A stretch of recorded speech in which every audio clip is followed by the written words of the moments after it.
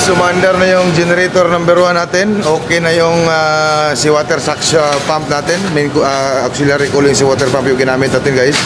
Port use cooling si water pump. So umandar na yung DG1 natin. So mag-change over na naman tayo, guys, mula sa shore power to on power. Yes, Batisap, go ahead. So check natin, guys.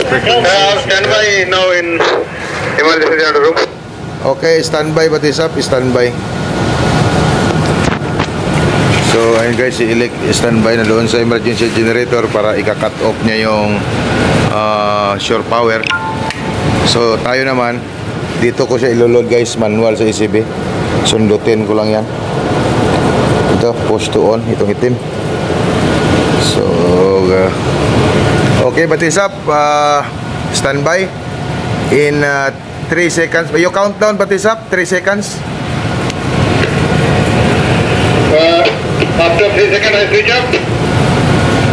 Yes, correct, countdown. 1,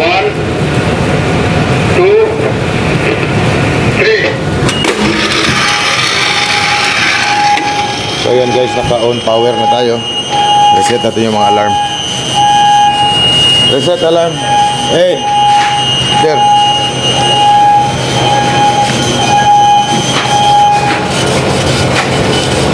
Check si water pump still not running. Okay, sequential start. Sequential start. Okay. It runs automatically. Alright, sequential start. Alright, everything okay. All okay. Reset.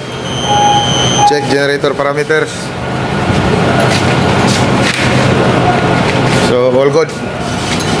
So yun lang, guys, ganoon lang kasimple. Alright, 60 Hz. Yung load natin nasa 200 kilowatt.